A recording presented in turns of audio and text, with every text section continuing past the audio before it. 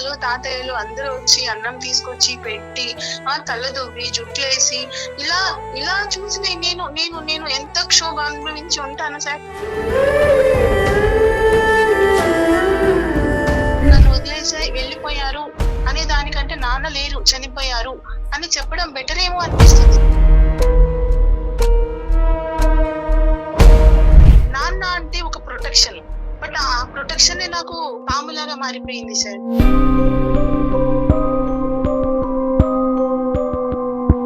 నాన్న అని పిలవడానికి కూడా నాకు మనసు రావట్లేదు. మనసు చంపుకొని ఏదో పిలవాలి కాబట్టి పిలుస్తున్నాను. ఎక్కడ పట్టించుకునే ఛాన్స్ కానీ ఏవి కూడా నాకు ఛాన్స్ చేయకుండా చేశారు అందరూ. ఎవరు వద్దన్నా ఎవరు ఏమన్నా కూతుర్ని నేను కూతుర్ని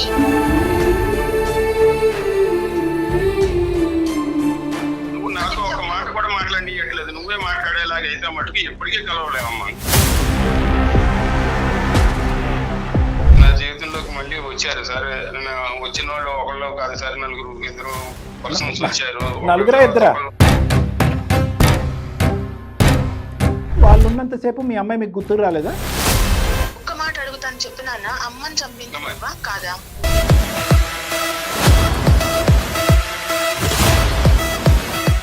అప్పుడు నాన్న అని ముద్దుగా పలకరిస్తే చాలు అని అంటున్నారు. అప్పుడప్పుడు చాలు సార్, మళ్ళీ నా లైఫ్ ఫస్ట్ కి రావడానికి.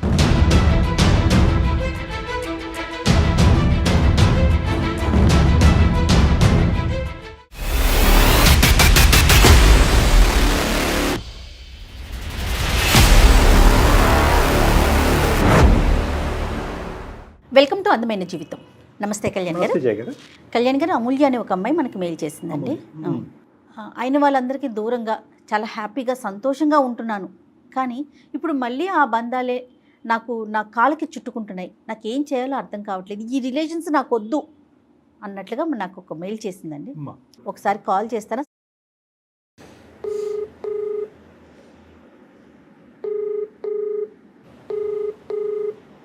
హలో, నమస్తే అండి. నమస్తే, ఎవరు? నేను జయానండి, సుమన్ టీవీ అందమైన జీవితం ప్రోగ్రామ్ నుంచి కాల్ చేస్తున్నాను. నమస్తే మేడం. నాతో పాటు డాక్టర్ కళ్యాణ్ చక్రవర్తి గారు ఉన్నారండి.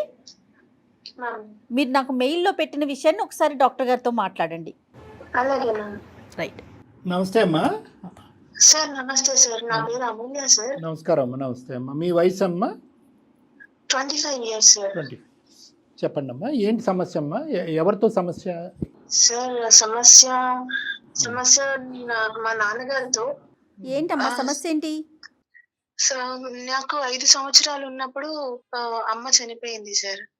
నాన్న బాగా తాగేవారు, తాగుకి బాగా బానిస అయిపోయి అమ్మని బాగా కొట్టడం, హింసలు పెట్టడం, ఇబ్బంది పెట్టడం వలన అమ్మ సూసైడ్ చేసుకుని చనిపోయారు సార్.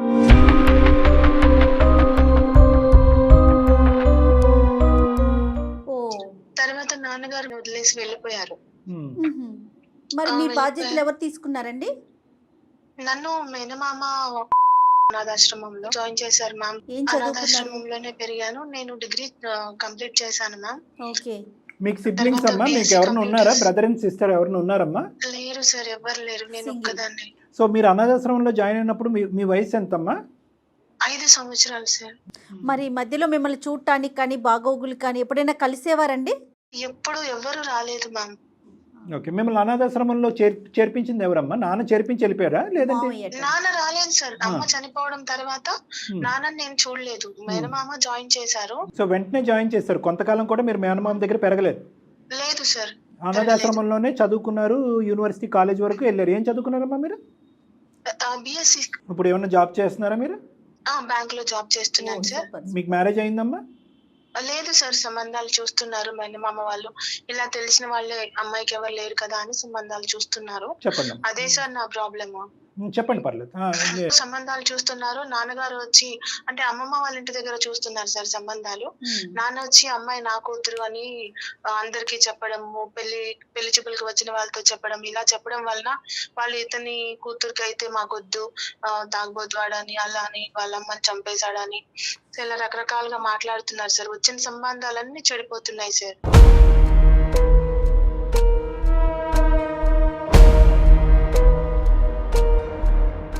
అమ్మా ఇప్పుడు నీకు ఇప్పుడు 5 సంవత్సరాలు అప్పుడు మీరు అనాథాశ్రమంలో చేరారు, ఓకే అమ్మా, రైట్? అవును రైట్, సార్. ఓకే. సో మీకు ఎంతవరకు మీ నాన్నగారు గుర్తున్నారమ్మా? అంటే అప్పటి నుంచి ఇప్పుడు మీకు 29 ఇయర్స్ అంటున్నారు, ఆల్మోస్ట్ 25 years సార్. అమ్మా సారీ 25 ఓకే. సంవత్సరాలు. సో 20 ఇయర్స్ బట్టి పరిచయం లేనటువంటి తండ్రి మళ్ళీ ఇప్పుడు మీ కళ్ళెదురుగుంటూ ఇప్పుడే రావటమా, ఇంతకు ముందు కూడా వచ్చారా? అప్పుడప్పుడు వచ్చేవారు సార్, మాట్లాడడానికి ప్రయత్నించేవారు. కానీ అమ్మ నాన్న వలన చనిపోవడం, నన్ను ఎవరు లేకుండా ఇలా అనాథాశ్రమంలో జాయిన్ చేయడం, ఇవన్నీ తోటి నాకు ఆయన మీద ఒకలాంటి కోపం అనుకోండి, ఏమన్నా అనుకోండి, నాకు చూడాలనిపించలేదు, మాట్లాడాలని కానీ నాకు ఇంట్రెస్ట్ లేదు సార్. అంటే అది కూడా 5 కాకుండా ఏళ్ళకి తనకు మనసు నాకు మీద అమ్మమ్మ పడిపోయింది. వాళ్ళతోని తెలిసింది ఏంటంటే, నాన్న వేరే పెళ్లిళ్ళు చేసుకున్నారు. ఒక పెళ్లి చేసుకున్నారు, ఆమె వలన గొడవలు అయినాయి, మళ్ళీ విడిపోయారు, ఇంకొక పెళ్లి చేసుకున్నారు, అలా 3 పెళ్లిళ్ళు చేసుకున్నారు అమ్మమ్మ వాళ్ళు అనుకుంటుంటే విన్నాను సార్. సో ఇవన్నీ నాకు మనసులో బలంగా నాటుకుపోయినాయి. దాని వలన నాన్నగారితో మాట్లాడాలని కానీ, లేకపోతే తిరిగి నాన్నగారి దగ్గరికి వెళ్ళాలని కానీ లేదు సార్. సరే ఇప్పుడు ఓకేనమ్మా. నాకు నీకు పెళ్లి దాకా వచ్చేటప్పటికి మళ్ళీ అదే పెద్ద ప్రాబ్లం అయి కూర్చుంది నాకు. నాన్నగారు రావడము, వాళ్ళకి సంబంధాలు వచ్చిన వాళ్ళతో మాట్లాడడము, అవి చెడగొట్టడము. ఆయన చెడగొడుతున్నారో ఇండైరెక్ట్ గా దానికి కారణం అవుతున్నారు సార్. ఆయనకి ఎలా తెలుస్తున్నాయండి మీకు సంబంధం వస్తోంది, మాట్లాడుతున్నారు అనే విషయం ఆయన దాకా ఎట్లా వెళ్తోంది? ఎలా కనుక్కుంటున్నారో తెలియదు మ్యామ్, బట్ సంబంధం వచ్చిన ప్రతిసారి వస్తున్నారు.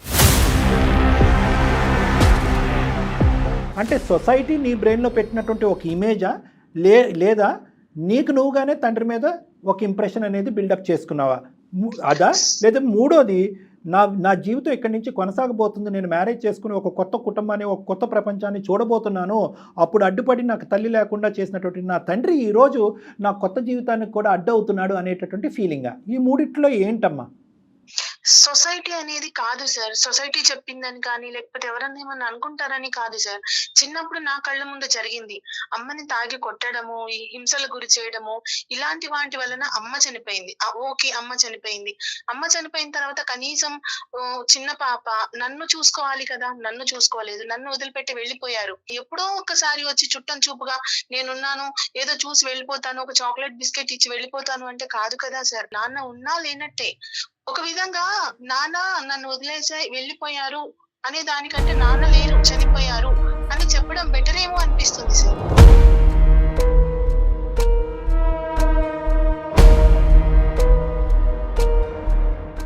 చాలా బాధాకరం అమ్మా, చాలా this is such a painful thing. అంటే మా తండ్రితో కలపండి, మా తండ్రి ఎక్కడో మిస్సింగ్, ఎక్కడో కనిపించట్లేదు, ఇన్ని సంవత్సరాల తర్వాత మా తండ్రిని వచ్చాడు అని రకరకాలు వింటూ ఉంటాం. కానీ వచ్చినటువంటి తండ్రిని వద్దనుకునేటటువంటి ఒక ఆడపిల్ల, అంటే తన మనసుకి ఎంత గాయమైందో చూడండి డాక్టర్ గారు. అంటే నిజంగా ఒకటి అమూల్య, అంటే నీ బాధను మేము పెంచుతున్న వాళ్ళం కాదు, కానీ ఇక్కడ అన్నిటికంటే బాధ కలిగేది ఏంటంటే, చనిపోయిన తల్లి చనిపోవటానికి అతను కారణమో కాదో మనకైతే తెలియదు, అది నువ్వు చూడలేదు, మనకి తెలియదు. సరే, తల్లిని అయితే కొట్టేవాడు, హింస పెట్టేవాడు, అమ్మ ఏ కారణం చేసి సూసైడ్ చేసుకుందని. కానీ ఒక 5 సంవత్సరాల ఒక ఆడపిల్లని అనాథాశ్రమంలో వదిలేసి, అర్ధాంతరంగా అనాథాశ్రమంలో కాదు ఇంట్లో వదిలేసి వెళ్ళిపోతే కనుక, మేనమామ ఈరోజు నిన్ను అనాథాశ్రమంలో పెట్టకపోతే కనుక నీ జీవితం ఏమై ఉండేది? ఏ రోడ్డు మీద ఎక్కడో చాటు ఉండేదాను కదా. ఓకే, మేనమామ పెంచుకోవచ్చు కదా, మేనమామ ఎందుకు పెంచుకోలేదు, అనాథాశ్రమంలో ఎందుకు పెంచాడు? అట్లీస్ట్ అనాథాశ్రమం అనేటటువంటి ఒక దిక్కు చూపెట్టి ఈరోజు నువ్వు చదువుకోవటానికి ఎటువంటి ఆటంకం లేకుండా ఒక గ్రాడ్యుయేట్ అయ్యే పొజిషన్ వరకు నువ్వు వచ్చావు అంటే కనుక అది కేవలం మావయ్య అదృష్టం మేడం, నిజంగా అదృష్టం. ఈరోజు తల్లిని చంపాడు అనే దానికంటే అంత అర్ధాంతరంగా ఒక తండ్రి ఎలా వదిలేసి వెళ్ళిపోతాడు ఆడపిల్లని?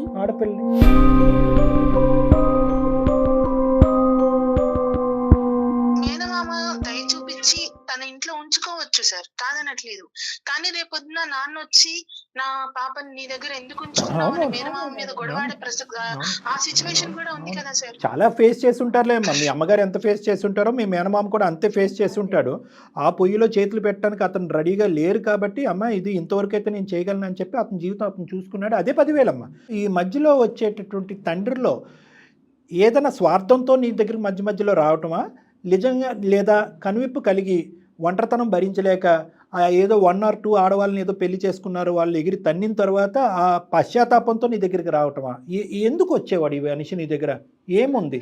5 సంవత్సరాలు 6 సంవత్సరాల పాపలు అని అంటే అమ్మ దగ్గరనో నాన్న దగ్గరనో అమ్మమ్మ దగ్గరనో పెరగాల్సింది. నేను అనాథాశ్రమంలో పెరిగాను సార్. 10 సంవత్సరాలప్పుడు వచ్చాడు. వచ్చినప్పుడు కూడా అమ్మ మనం ఇంటికి వెళ్ళిపోదాం, అమ్మమ్మ దగ్గర నాన్నమ్మ దగ్గర ఉందాము, అది కూడా కాదు, ఓన్లీ చూసి వెళ్ళడానికి వచ్చినప్పుడు నాకేం పని సార్ అతనితో. అమ్మ ఎవరన్నా వార్నింగ్ ఇచ్చారమ్మా నీకు ఇలా మధ్యలో మీ నాన్నగారు రావచ్చు, వచ్చినప్పుడు డోంట్ ఎంటర్టైన్ హిమ్ అన్నట్టుగా ఎవరన్నా చెప్పారా? మేనమామలు కానీ అమ్మమ్మ ఎవరు చెప్పలేదు? అనాథగా ఉండటం అనేది ఎక్కువ బాధ, మళ్ళీ మీ నాన్నగారితో పాటు ఉండి కలిసి ప్రయాణం చేయటం పెద్ద బాధ. నీకు ఈ రెండిట్లో ఏది పెద్ద బాధ? మారేడు ఓకే మారొస్తే అప్పుడంటే చిన్నపిల్లనేమో సంపాదించలేకపోతున్నానని వదిలేసి వెళ్ళిపోయి ఉండొచ్చు. బట్ నాకు ఇప్పుడు డబ్బులు వస్తున్నాయి, జాబ్ చేస్తున్నాను. సో ఇప్పుడు ఆ డబ్బుల కోసము, ఆయన తాగడానికి డబ్బులు లేకను ఆ జాబ్ చేస్తున్నాను, ఆ డబ్బుల కోసము రావచ్చు కదా సార్. అంటే ఇప్పుడు నువ్వు మాకు చెప్పేది ఏంటంటేనమ్మా, అతను మారితే మారాడు, అది అతని గురించి మారాలి కానీ నా గురించి మారవలసినటువంటి అవసరం లేదు. నా గతంలో నేను అనుభవించినటువంటి బాధ ఏదైతే ఉందో అది నేను జీర్ణించుకోలేనటువంటిది కాబట్టి I don't want my father in my life అంటావు, అంతేనమ్మా? సరే నాన్న, అప్పుడు అందమైన జీవితానికి అంటే నువ్వు మెయిల్ చేయటానికి రీజన్ ఏంటి? మీరు ఏం ఎక్స్పెక్ట్ చేస్తున్నారు? నాన్నగారు నాకు కాల్ చెయ్యొద్దు, నాన్న నాకు వద్దు మేడం, మీరు ఆయనతోని మాట్లాడి కొంచెం కన్విన్స్ చేసి నా లైఫ్ కి దూరంగా ఉండమని చెప్పండి. నేను ఇప్పుడిప్పుడే కొంచెం గతమంతా మర్చిపోయి హ్యాపీగా ఉంటున్నాను, పెళ్లి చేసుకుని హ్యాపీగా ఉందాం అనుకుంటున్నాను. మళ్ళీ అదే పర్సన్ నా లైఫ్ లోకి వచ్చి ఆ స్ట్రగుల్స్ కానీ నేను మళ్ళీ ఫేస్ చేయదలుచుకోలేదు మ్యామ్. ఎంత దుర్మార్గుడైనా కానివ్వండి, ఏదైనా చేయనివ్వండి, ప్రాణాలతో ఉంటే ఉండు అంటే, ఎందుకంటే నా జన్మకి నువ్వు కారణం కాబట్టి అని ఎంతో కొంత ఇచ్చేస్తారు నెల నెల. ఎందుకంటే మీరు సింగిల్ డాక్టర్ కాబట్టి. డబ్బు పరంగా అట్లా ఏదైనా చేయడానికి రెడీగా ఉన్నారా మీరు? మ్యామ్ నాకు డబ్బులు ఇవ్వడానికి కానీ దేనికి కానీ నాకు ఇంట్రెస్ట్ లేదు మ్యామ్. అమ్మని చంపేశాడు, నన్ను అనాథం చేశాడు, సమాజంలో వాల్యూ లేకుండా చేసేసాడు మేడం. సరే రేపు నేను పెళ్లి చేసుకుని హ్యాపీగా ఉంటాను, అతన్ని తీసుకెళ్తాను నాన్న నా దగ్గరికి. రేపు పొద్దున మా ఇద్దరి మధ్యలో గొడవలు పెట్టడానికి నమ్మకం ఏముంది మ్యామ్?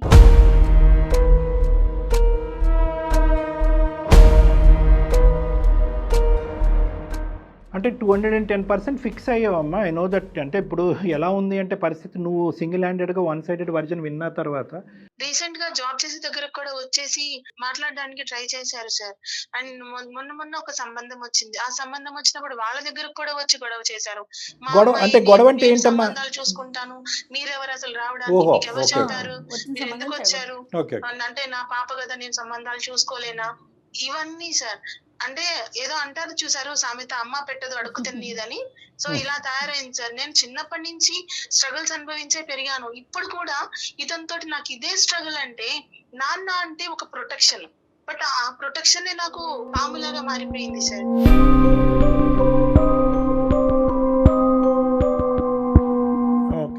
అంటే అది కొద్దిగా అన్యాక్సెప్టబుల్ అమ్మా అమూల్య. ఏదైతే మీరు చెప్పారో ఇంకా అతని ఈగో కానీ అతని ఈర్ష కానీ ఈ రెండు సబ్జెక్ట్స్ ఇంకా పదిలంగానే ఉన్నాయని అనిపిస్తుంది. ఒకసారి మాట్లాడదాం అమ్మా, అంటే అవకాశం ఉంటే కనుక ఫోన్ కలపండి, మీరు మాట్లాడదాము.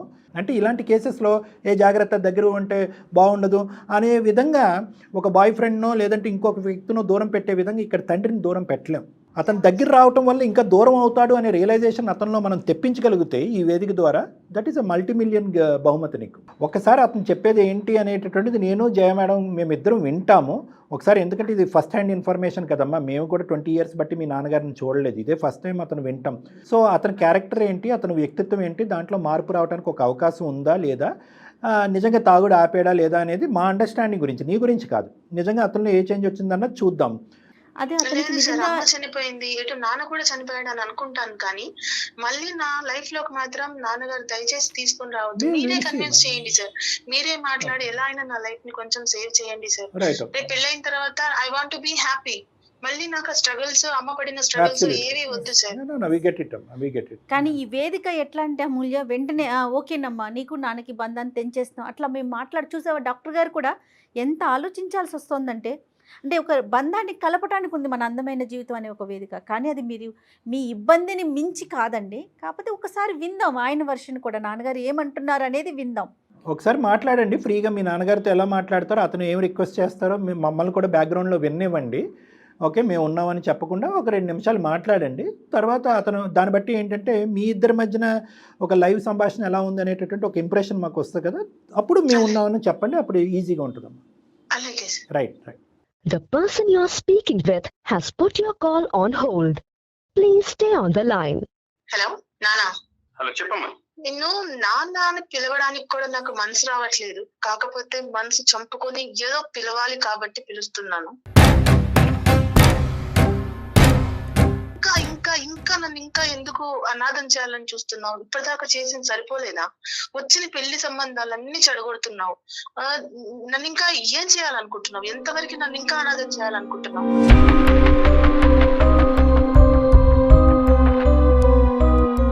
నేను అలా చెప్పు, అనుకోవట్లేదు. మాట్లాడు. అక్కడ జరిగిన సిచ్యువేషన్ అన్ని తెలిసిందే నీకు. ఎటువంటి పరిస్థితుల్లో జరిగిందో తెలుసు. నేను ఏమంటున్నాను అంటే అమ్మా, ఇన్ని సంవత్సరాలు జరిగింది. ఇప్పుడైనా సరే నేను నీతో పాటు ఉండాలని అనుకుంటున్నాను. నేను ఇట్లా మాట్లాడుతున్నావు కాబట్టి నాకు చాలా ఇబ్బందిగానే ఉన్నది నువ్వు మాట్లాడే మాట కానీ ఇది కానీ. నేను ఏమీ పట్టించుకోలేదు, చూడలేదని చెప్పి అనుకుంటున్నాం. నాకు ఎక్కడ పట్టించుకునే ఛాన్స్ కానీ ఏవి కూడా నాకు ఛాన్స్ చేయకుండా చేశారు అందరూ. నేను అంత దూరం చేశారు నాకు. ఎవరు దూరం చేయలేదు నాన్న. నీకు నువ్వు దూరం చేసుకున్నావు. నీకు నువ్వు దూరం తాగేసి, అమ్మని తిట్టేసి, చంపేసి, నన్ను అనాథలాగా వదిలేసి నువ్వు దూరం చేసావు నాన్న. నీకు తెలియని విషయం కదా, నువ్వు చెప్తున్నప్పుడు వింటే కొంచెం నీకు అర్థం అవుతుంది. పట్టించుకోవాలి, నిన్ను చూసుకోవాలని నేనెంత ఆతృత పడ్డాను నీకు తెలియదు తల్లి.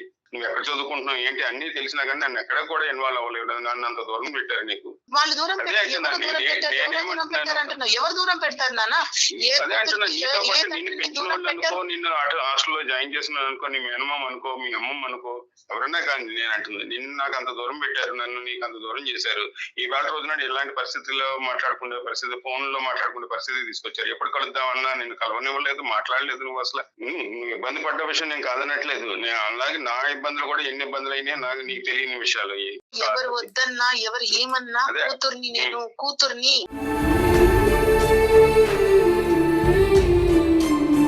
ఇప్పుడన్నా నేనేం మాట్లాడాలనుకుంటున్నాను నువ్వు వినదలుచుకున్నావు అసలు లేదు. మరి ఇంకా అప్పుడు ఎట్లా జరుగుతుంది? నువ్వు అప్పుడు అలాగే ఉండి ఇప్పుడు ఎలాగ ఉండి పెద్దదాన్ని అవుతున్నావు పోతే నువ్వు ఇలాగే అవుతున్నావు. నేను నా విషయంలో నీకు ఎంత నూరు పోసారో ఏం చేశారో తెలియదు కానీ అట్లాగే నువ్వు నాతో ఒక మాట అదే అమ్మా నీకు తెలియని విషయం. అదే అంటున్నా, 25 సంవత్సరాలు ఇప్పుడు వచ్చి ఉండొచ్చమ్మా. నీకు 25 సంవత్సరాలు ఒక రోజులో రావు కదా. 25 సంవత్సరాలు నీతో మాట్లాడదాం అనుకున్న ప్రతిసారి కూడా మాట్లాడినవాడు. నువ్వు మాట్లాడినవాడు, వాళ్ళు మాట్లాడినవాడు. నా బాధ ఏంటి ఎవరన్నా అర్థం చేసుకున్నారా? నువ్వు కానీ పరిస్థితి ఎందుకు వచ్చింది? నువ్వు తెచ్చుకున్నా. అదే అంటున్నాను, పరిస్థితి నీ చేతిలో నా చేతిలో లేని పరిస్థితులు వచ్చినాయి అంటున్నాను. అలాంటి పరిస్థితులు వచ్చినాయి కాబట్టి ఇలా మాట్లాడుకుంటున్నాం ఫోన్లో, లేకపోతే ఇలా మాట్లాడుకుంటాం. ఇప్పుడు నువ్వే ఉన్నావు, నువ్వు నాతో ఒక మాట కూడా మాట్లాడియట్లేదు. నువ్వే మాట్లాడేలాగా అయితే మటుకు ఎప్పటికీ కలవలేవమ్మా. అట్లా కాదు, నువ్వు వినడానికి ఓపికగా ఉంటే నీకు వినడానికి కొంచెం నిమిషం ఆగితేనే నా బాధ ఏంటో నీకు అర్థమవుతుంది. అప్పుడు వినవు కదా, వినప్పుడు ఇంకేం మాట్లాడగలుగుతామా? ఇప్పుడు ఎవరైనా వినేవాళ్ళకి ఎందుకు చెప్పచ్చు, వినను అని నువ్వు ఫిక్స్ అయినప్పుడు నేనేం మాట్లాడగలుగుతాను? నా బాధ నీకు ఎప్పటికీ అర్థమవుతుంది. నాన్న ఒక్క మాట అడుగుతాను, చెప్పు నాన్న. అమ్మని చంపింది నువ్వా కాదా?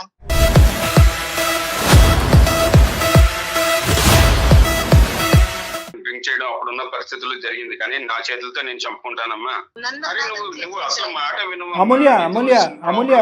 అమూల్య ఒక్కసారి నాన్నగారు చెప్పిన మాట కూడా వినమ్మా, విను. ఎవరండి? హలో సార్, మీ పేరండి? నమస్తే అండి, నా పేరు డాక్టర్ కళ్యాణ్ చక్రవర్తి, సుమన్ టీవీ అందమైన జీవితం నుంచి మాట్లాడుతాను.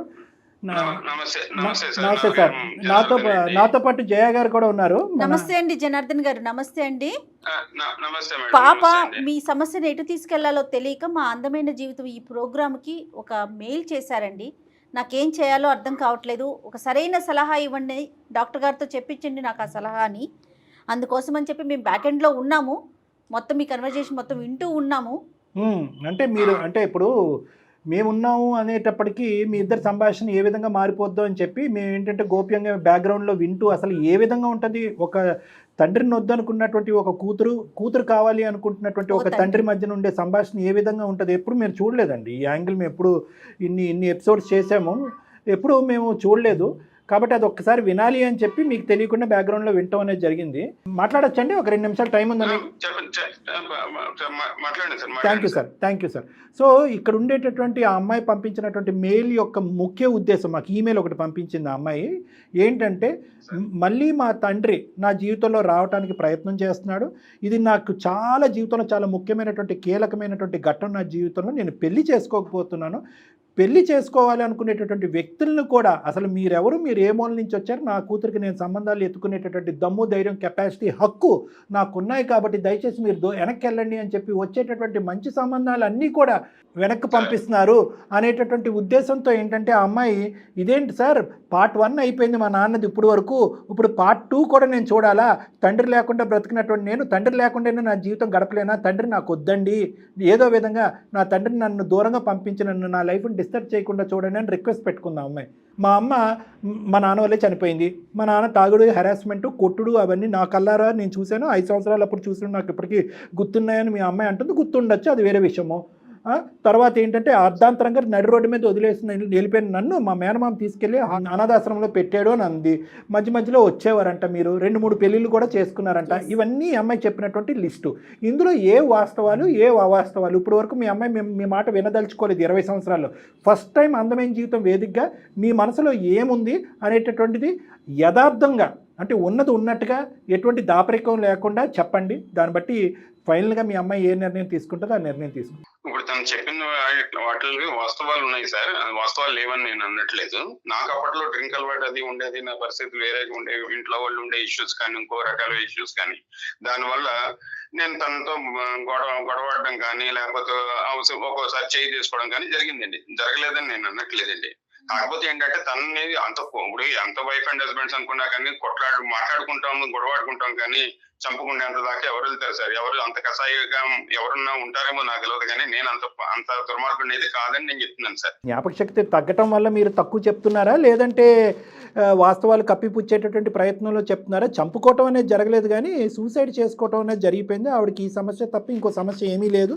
మరి ఆవిడ సూసైడ్ ప్రేరేపించింది మీరు కాదా? ఇవి కారణాలు కాదా? మీరు తాగి రావటం, గొడవ పట్టడం, కొట్టడం అది జరిగింది సార్. తాగడం అనేది కానీ ఇది కానీ అన్ని ఉన్నాయి సార్. నాకు అప్పుడు అలవాటు ఉన్నది. ఎంతో డ్రైవింగ్ చేసుకుని వస్తాము, ఇంటికి డ్రింక్ చేసి వస్తాము.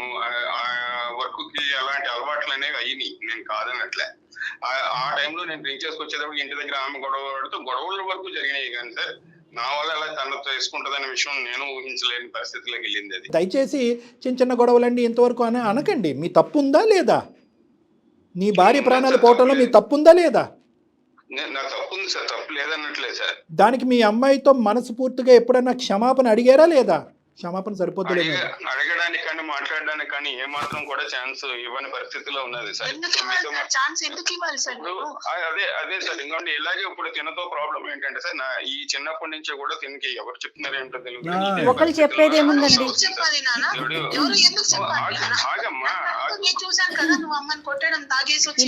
అటువైపుకి వెళ్తున్నాడండి, పుట్టింటి వైపు, పుట్టింటి వైపు.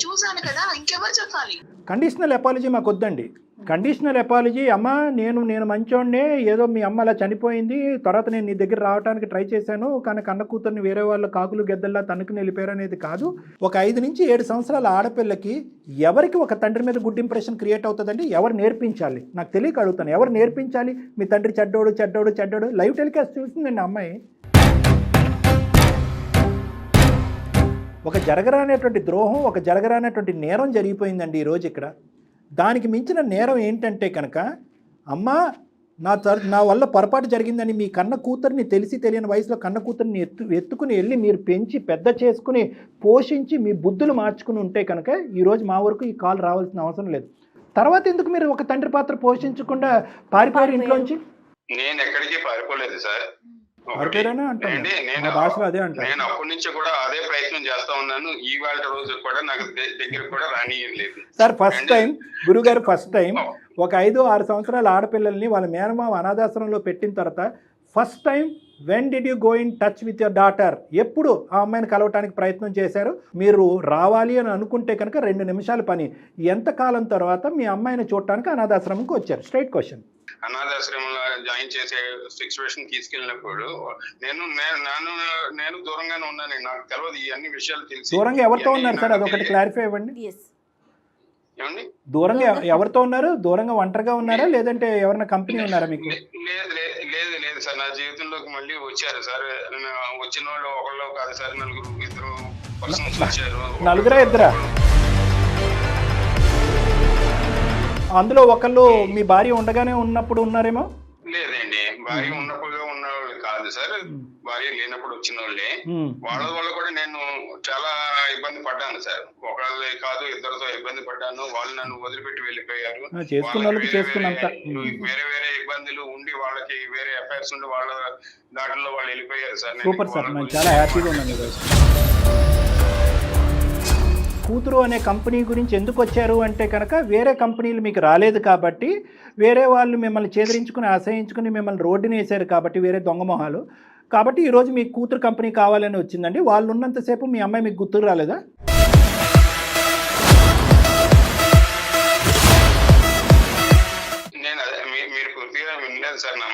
కాదు మరి ఏమండి, అంటే నేను వినక్కర్లేదు సార్. మీకు అనుకూలంగా చెప్పేసుకుంటున్నారండి. ఒకటి, మీరు ఈరోజు నా కూతురు కావాలి అని అంటూనే మీరు చేసేటటువంటి ప్రతి యాక్షన్ని మీరు సమర్థించుకుంటున్నారండి. ఒక క్షమాపణ కూడా ఎంత పొడి పొడిగా చెప్పారు అంటే, మీరు మా అమ్మాయి వినలేదు కాబట్టి నేను క్షమాపణ చెప్పలేదు, ఇప్పుడు మీ సమక్షంలో క్షమాపణ చెప్తాను. ఇప్పుడు నేను ఏదైనా నా కూతురుతో మాట్లాడదాం అనుకున్న ప్రతిసారి నేను గూగుల్తో మాట్లాడుతూ ఉన్నాం, కానీ నేను నా కూతురుతో మాట్లాడలేకపోయాను సార్. కాదండి, మనసుంటే మార్గం ఉంటుంది, చట్టం లేదండి. అసలు మీ కూతుర్ని మీకు కాదనే వాళ్ళు ఎవరు? మీరు ఇద్దరితో ఉండండి, నలుగురితో ఉండండి, 10 మందితో ఉండండి, కానీ అక్కడ ఆ విధమైనటువంటి కంపెనీ కావాలి అనేటటువంటి ఎఫర్ట్లో 10వ వంతు నా కూతుర్ని దగ్గర చేసుకుందాం అనే ఎఫర్ట్ మీరు పెట్టుంటే కనుక ఈరోజు ఈ ఎపిసోడ్ చేయవలసిన అవసరం లేదు. నాకేంటంటే అక్కడ మీరు వేరే ప్రపంచంలో ఉన్నారు, భూలోకంలో అయితే మీరు లేరు, మందుబాటులతో ఉన్నారు, మగుతో ఉన్నారు. భార్య చనిపోయింది అనేటటువంటి పశ్చాత్తాపం లేదు, భార్య నా వల్లే చనిపోయిందనే బాధ లేదు. నేను ఒక క్రిమినల్ యాక్టివిటీ చేసి నా కూతురుని అనాథ చేసి ఇక్కడ పారిపోయి వచ్చాను అనేటటువంటి ఎఫర్ట్ పక్కన పెట్టేసి, మీకు ఒక పక్కనుండే ఒక గర్ల్ ఫ్రెండ్ అవసరమైంది, వాళ్ళందరూ మీ తాట తీశారు, మిమ్మల్ని రోడ్డు మీద వేశారు, బయట పారిపోయేటప్పటికి సడన్గా మీరు అనాథ అయిపోయారు. ఇప్పుడు మీ అమ్మాయిని అనాథగా ఉంచడం మీకు ఇష్టమే, కానీ మీరు అనాథ అవటం మీకు ఇష్టం లేదు కాబట్టి కూతురు అని ఎగురుకుంటే ఇక్కడికి వచ్చి ఇప్పుడు దుమ్మెత్తిపోతున్నారు. 5 సంవత్సరాలకి కూతురు సంపాదించలేదు కదా సార్. 5 సంవత్సరాల కూతురు సంపాదించలేదు, 25 సంవత్సరాల కూతురు జాబ్ చేస్తుంది, దానికి డబ్బులు వస్తాయి, దానికి మందు బాటిల్ కొనుక్కోవచ్చు. 5 సంవత్సరాల కూతురు సంపాదించలేదు, 25 సంవత్సరాల కూతురు సంపాదిస్తుందని నీ దగ్గరికి రావట్లేదమ్మా. నేను నీకు నీ దగ్గర బతకాలి అని చెప్పి రావట్లేదు, నీ సంపాదన మీద బతకాలని నేను రావట్లేదు. నా సంపాదన నాకుంది, నేను బతకగలుగుతున్నాను. నేను అదే చెప్తున్నాను, నాకు జరిగిన ప్రాబ్లం జరిగిన విషయం తెలిసిన ఇదయిన తర్వాత చెప్తున్నాను. ఈ వేళ రోజున నా పాపలు పరీక్ష తీసుకోవాలి, అది మాపుకోవాలనే విషయంగా నీ దగ్గరకు రావాలని అనుకుంటున్నాను. అది నేను అలా కాదు, ఎవరో కూతురు ఎవరో పెళ్లి చేసి నేను నాది ఇది చేసుకోలేను కదా, నా కూతురికి చేస్తే ఆ పుణ్యం నాకు ఉంటది, ఆ రకంగా నా పాపం పోతుంది అని చెప్పి నేను రియలైజ్ అయ్యి మాట్లాడాను. నీకు 25 సంవత్సరాలకి నీకు సంపాదన వచ్చింది కాబట్టి నీ దగ్గరికి వచ్చేస్తున్నాను అని అనుకుంటే మటుకు ఇన్ని సంవత్సరాలు నువ్వు 25 సంవత్సరాలు నీకు ఇప్పుడు వచ్చి నీ సంపాదన ఎప్పటి నుంచో ఉంది కదా.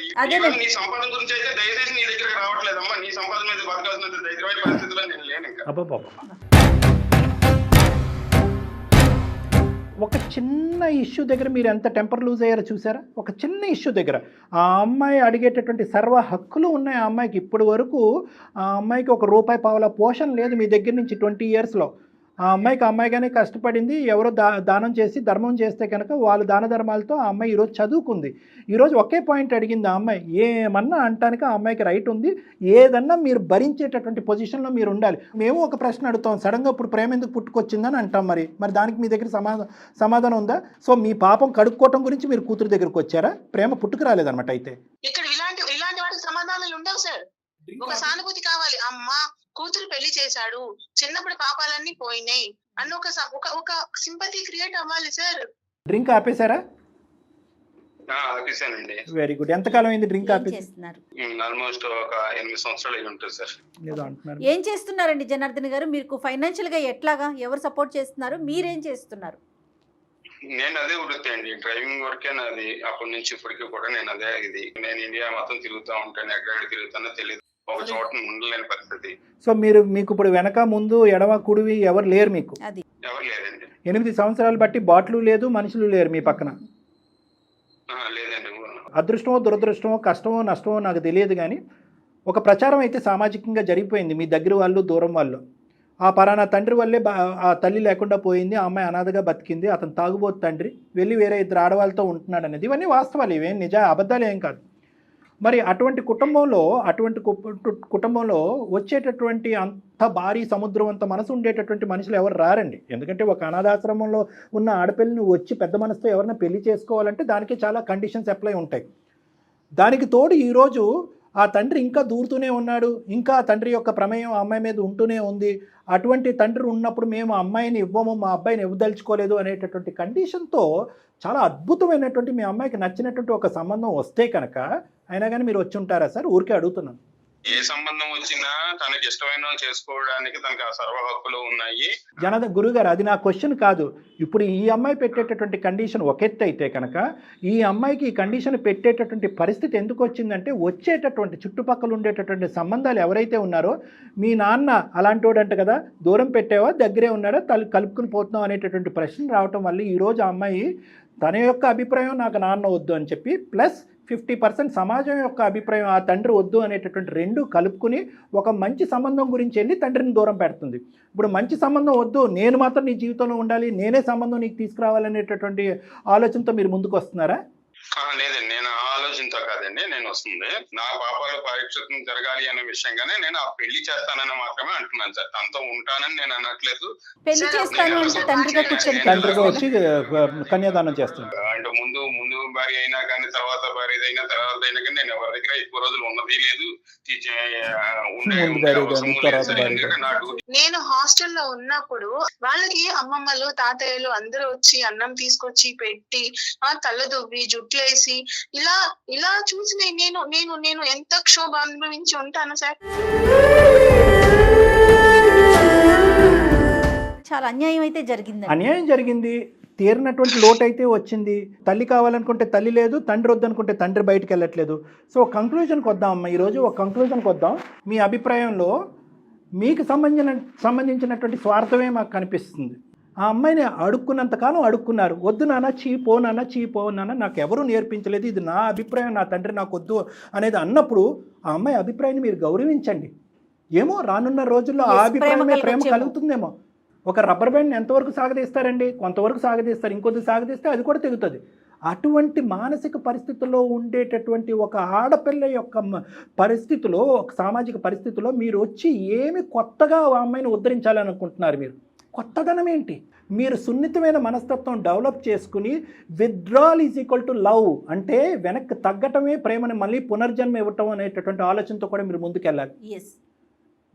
మీరు దగ్గరికి వచ్చేటప్పటికి ఆ అమ్మాయికి దీని మీద ఏవగింపు వస్తుంది, అసహ్యం వస్తుంది, ఇంకా దూరం అయిపోతుందండి. తను ఇంకా పారిపోతుంది.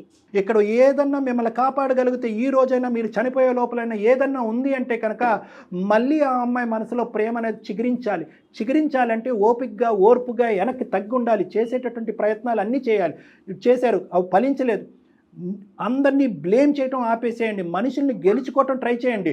మీ అత్తగారిని తిట్టిపోయటం, మీ అమ్మాయి మేనమామని ఎవరైతే ఆ అమ్మాయికి ఈరోజు జీవితం ఇచ్చారో వాళ్ళందరినీ తిట్టిపోస్తున్నారు. వాళ్ళ వల్లే నా కూతురు దూరం అయిపోయింది, వాళ్ళ వల్ల ఎవరి వల్ల మీ అమ్మాయి దూరం అవ్వలేదు, కేవలం మీ వల్లే మీ అమ్మాయి దూరం అయింది.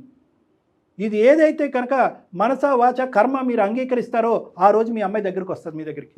ఈ రోజు కాకపోయినా రేపైనా. నేను చేసిన తప్పులు కూడా అలాంటివి ఉన్నాయి, నేను కాదనట్లేదండి. నన్ను ఇప్పుడు ఏం చేయమంటారు చెప్పండి సార్? మిమ్మల్ని ఏం చేయమంటారు అనేటటువంటిది మేమెవరండి చెప్పడానికి? మీ అమ్మాయి చెప్తుంది. మీరు చేసేటటువంటి ప్రయత్నాల మీద మీ అమ్మాయికి నమ్మకం పోయింది. మీరు దగ్గరికి వస్తే కనుక తను దూరంగా పారిపోయే పరిస్థితి వస్తుంది. మీరు దగ్గరికి వస్తే కనుక తను నేనే దూరంగా ఉంటాను. ఎన్ని సంవత్సరాలు ఉన్నాను, ఇంకా నేను ఎన్ని రోజులు ఉంటాను భూమి మీద?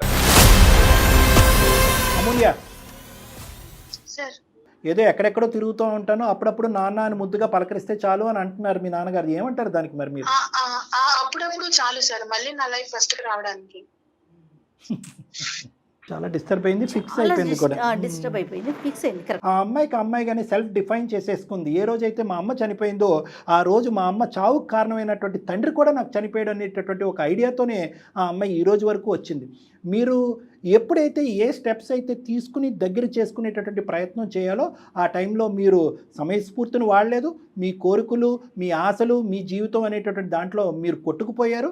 ఈరోజు వయసు మీద పడేటప్పటికి మీకు ఒక కనువిప్పు వచ్చిందో లేదో మాకు తెలియదు, కానీ వచ్చినట్టే మాకు అనిపిస్తుంది. మా అమ్మాయి కావాలని మీరు పరిగెట్టుకుని వచ్చారు, కానీ అప్పటికే మీ అమ్మాయి యొక్క మనసు మీ దగ్గర నుంచి చాలా దూరం ప్రయాణం చేసేసింది. కాబట్టి ఇంకా ఈ వ్యర్థ ప్రయత్నాలు దయచేసి ఎంత బాధ కలిగినా కూడా ఇక్కడతో ఆపండి. ఎందుకంటే love is not force, love is natural. ఈ బలవంతంగా ప్రేమను సృష్టించేట తండ్రి ప్రేమైనా, ఇంకో ప్రేమికుడి ప్రేమైనా, తల్లి ప్రేమైనా, ఏదైనా ఈ సృష్టించడం అనేది ఆపేసి మీరు పడినటువంటిది కష్టం ఏదైతే ఉందో అది కొంతకాలం మీ అమ్మాయి జీర్ణించుకునేటటువంటి ప్రయత్నం చేస్తుంది. ఆ అమ్మాయి పెళ్ళి నేనే చేయాలి అనేటటువంటి ఆలోచనని దయచేసి విరమించుకోండి. ఆ పెళ్ళి న్యాచురల్గా జరుగుతుంది. చేసేటటువంటి పెద్దలు ఉన్నారు. ఈర్ష్య, స్వార్థం అనేటటువంటి తీసి పక్కన పెట్టేసేయండి. ఎవరైతే కనుక ఇప్పటి వరకు ఆ అమ్మాయిని ఇక్కడి వరకు కాపాడుకుంటూ వచ్చారో ఆ పెద్దల సమక్షంలోనే ఆ అమ్మాయి పెళ్ళి చాలా హ్యాపీగా జరుగుతుంది. ఒక మంచి భర్త అనేటటువంటి వాడు వస్తాడు. తర్వాత అమ్మ అమూల్య, నా రిక్వెస్ట్ ఏంటంటే నీ పెళ్ళి అనేటటువంటి అంశంలో నాన్న యొక్క ప్రమేయం ఉండదు. నువ్వు కోరుకున్నట్టుగా నాన్న దూరంగా ఉంటారు. కానీ ఎప్పుడైనా నాన్న దౌర్జన్యం చేస్తూనో బలవంతంగానో నీ జీవితంలో ప్రయత్నం చేయరు. కానీ ఒక మంచి మనసుతో ఎప్పుడైనా నీకు ఫోన్ చేసి మాట్లాడితే కనుక ఒక మెసేజ్, ఒక ఫోన్ కాల్, అట్లీస్ట్ ఆ బేసిక్ కనెక్షన్ అయినా కూడా నీ పెళ్ళి అయిన తర్వాత మెయింటైన్ చేయడానికి ట్రై చేయి. మీ నాన్నగారిని మీ ఇంటికి పిలుస్తావా, మీతో పాటు కూర్చోపెట్టి భోజనం చేస్తావా అనేటటువంటిది నీ ఆలోచనకి, సమయానికి, నీ ఇంగితానికి వదిలేస్తున్నానమ్మా. అది ఇప్పుడు కాదు. కానీ అతనిలో ఏమన్నా మా నాన్నలో మార్పు వచ్చిందనేటటువంటి పరిస్థితి నీకు అనిపిస్తుందేమో రేపొద్దున. నీకు అనిపించవచ్చు, నీ భర్తకి అనిపించవచ్చు, ఎవరికైనా అనిపించవచ్చు. ఆ అవకాశం ఇప్పటి నుంచే ఆ పేజీని ఇప్పుడే చింపేసి పడేయద్దు. కాబట్టి నీ యొక్క ప్రతి స్టెప్ ఆఫ్ లైఫ్లో నాన్నగారి ప్రమేయం ఉండదు. ఇది నేను జనార్దన్ గారికి చాలా గౌరవప్రదంగా ఇచ్చేటటువంటి ఒక సూచన. ఇలా విడగొట్టడం అనేది మా కర్తవ్యం కాకపోయినా తప్పని పరిస్థితిలో ఇది చేయవలసి వస్తుందండి. జనార్దన్ గారు దయచేసి దూరంగా ఉండడానికి ట్రై చేయండి.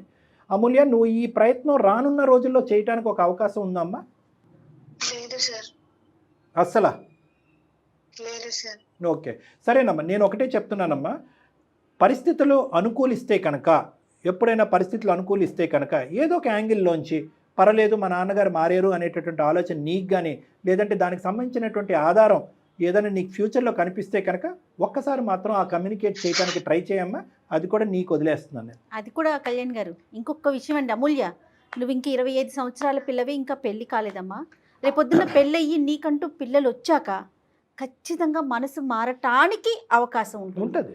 అలా అవకాశం మనసు మారితే కనుక ఆయన ఫోన్ చేస్తే, డాక్టర్ గారు ఏమంటున్నారు, ఇన్వాల్వ్ కారు మీ నాన్నగారు, ఫోన్ చేస్తే కనీసం ఏదన్నా నీ వైపుగా నీ వంతుగా మాట్లాడే ప్రయత్నం చెయ్యు అని చెప్తున్నావు అంతే. ఒక్కసారమ్మా, అంటే ఫ్యూచర్ గురించి ఇప్పుడే మాట్లాడద్దు, అది కాలం నిర్ణయిస్తుందని ఓపెన్ డోర్ ఉంచమ్మా. అట్లీస్ట్ కనీసం ఆ మాట చెప్పు చాలు. ఓకేనమ్మా? అట్లీస్ట్ అతనికి మీ ఒక రిలీఫ్, మీ ఫాదర్కి ఒక రిలీఫ్ అనమాట. ఓకే, ఈ రోజు కాకపోతే రేపైనా నా కూతురు నా తలుపు తట్టి నాతో ఒక 2 మంచి మాటలు మాట్లాడుతుంది, నా మనవరాళ్ళలో మొహం నేను చూడగలను అనే ఒక ఆస్తో అయినా అతను బ్రతకడానికి ఒక అవకాశం ఇవ్వమ్మా. ఓకేనా? రైట్. జనార్దన్ గారు ఏమంటారు? ఓకేనా? మీరు ఏకీభవిస్తున్నారా మాతో? అలా ఉండగలరా? ఉండాలి. ఉంటాను సార్. రైట్. ఫ్యూచర్ లో అయినా సరే నేను తనకి ఫోన్ చేసి డిస్టర్బ్ చేయను. తను ఎప్పుడైనా ఫోన్ చేస్తే ఎప్పుడు ఫోన్ చేస్తుందని ఎదురు చూస్తూ ఉంటాను. Super. Thank you sir, thank you. మాకు చాలా బాధగా ఉంది, కానీ సరైన సమయంలో సరైన నిర్ణయం తీసుకున్నారనే మంచి కొంతవరకు హ్యాపీగా ఉంది. ఓకేనా అమూల్య? హ్యాపీ అమ్మా? Happy sir. Thank you sir. Right అమ్మా. సాడ్నెస్ లో హ్యాపీనెస్ అంతే. దీని హ్యాపీ ఎండింగ్ అని అయితే చెప్పలేం, కానీ తప్పని సిచ్యువేషన్ కదా డాక్టర్ గారు. బాధలో. రైట్ అమ్మా అమూల్య. జనార్దన్ గారు నమస్తే అండి. ఉంటానండి, సెలవు తీసుకుంటాను. నమస్తే. Thank you. నమస్తే. ఒక్క చిన్న విషయం కళ్యాణ్ గారు, చాలా మందిలో ఇలా చూస్తామండి, కాళ్ళు చేతులు ఆడేటప్పుడు, ₹1 వచ్చేటప్పుడు నోటికొచ్చినట్టు మాట్లాడటం. వన్స్ అది తగ్గిపోతుంది, మన వయసు పెరుగుతోంది అంటే కాళ్ళ బేరానికి వచ్చేస్తున్నారు. కానీ మనసు విరిగిపోయాక మళ్ళీ కలుస్తుందా కళ్యాణ్ గారు? కదండి. ఇప్పటికీ కూడా చాలా బాధతో మనం మాట్లాడవలసిన అంశం ఏంటంటే, ఒక స్వార్థం అనే ఆలోచనతోనే సార్ గారు వచ్చారు, జనార్దన్ గారు. ఇక్కడ ఎక్కడ కూడా పిల్ల భవిష్యత్తు గురించి వచ్చేవాడైతే ఎప్పుడో వచ్చి ఉండేవారు. పిల్లని అనాథాశ్రమం నుంచి 2 రోజుల్లో డిశ్చార్జ్ చేసుకుని అడ్మిషన్ క్యాన్సిల్ చేసుకుని తీసుకెళ్ళి నా కూతురు నేను పెంచుకుంటాను ఎవడ వస్తాయి కనుక అనేది అది ఉంటుంటే అది గొప్పగా ఉంటుంది. బహుశా ఈ అమ్మాయి కూడా వస్తుంది, ఎప్పుడు వాళ్ళ నాన్న వయసు వచ్చాక వస్తుందేమో.